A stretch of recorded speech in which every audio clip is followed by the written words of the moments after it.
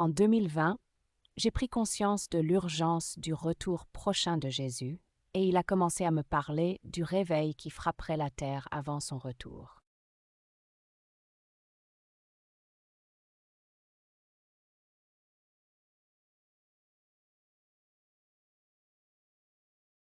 Il m'a même fait rêver en 2021 d'un feu de réveil se répandant parmi les gens qui l'adoraient. Le réveil et le Saint-Esprit sont souvent comparés à un feu de forêt. En 2021, j'ai entendu la voix du Seigneur dire « Construirai-je un navire sans équipage ?» Au début, ce qu'il voulait dire était un mystère. Alors j'ai demandé au Seigneur s'il s'agissait du réveil qui va et vient frapper la terre. Si tous les chrétiens doivent être sur le pont pour amener la moisson des âmes, alors le réveil peut bel et bien être un navire. Signification du navire. Les premiers versets de la Bible concernant un navire sont les instructions données à Noé pour construire l'arche. J'ai entendu dire que le déluge était une forme de baptême, autrement dit une purification pour la terre et pour Noé.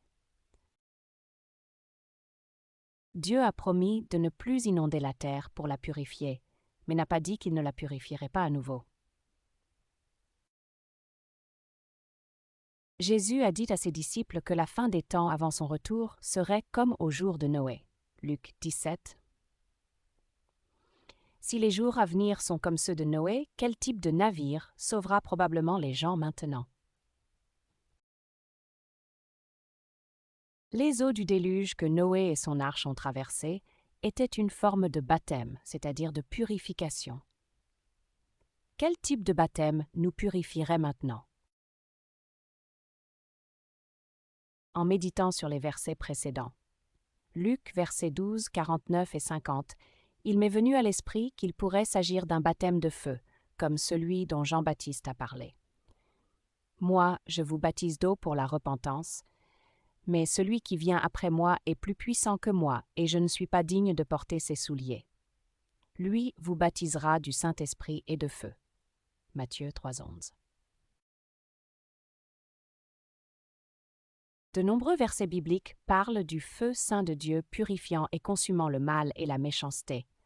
Ce feu purifiera les croyants en Christ, mais ceux qui refusent de croire et de se repentir seront inévitablement consumés par le feu dévorant.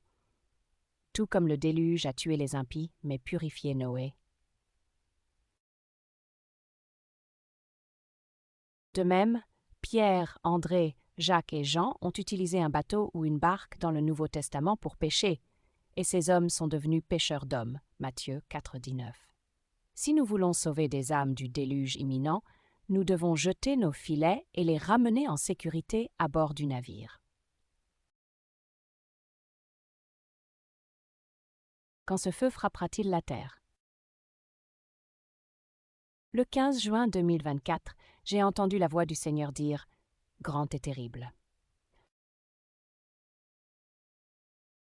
J'ai toujours pensé que le jour grand et terrible du Seigneur était l'Apocalypse, ou quelque chose que nous ne connaîtrions pas de mon vivant. Cependant, je crois que ce jour arrive très bientôt.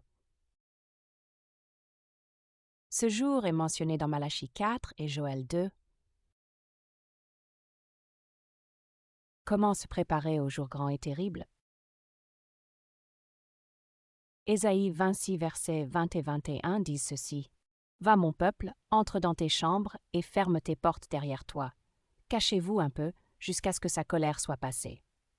Car voici, le Seigneur sort de sa demeure pour punir les habitants de la terre de leurs iniquités. La terre révélera son sang versé et ne couvrira plus ses morts. »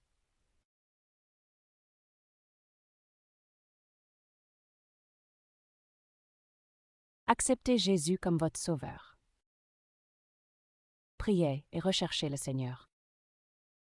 Pardonnez à tous ceux qui vous ont blessés. Repentez-vous de tous vos péchés, connus ou inconnus. 1 Corinthiens 6, 9 et 10, Galates 5, 19 et 21 et Apocalypse 21, verset 8 révèlent les péchés qui empêchent une personne d'aller au ciel. Repentez-vous de ce péché. Priez pour vos proches.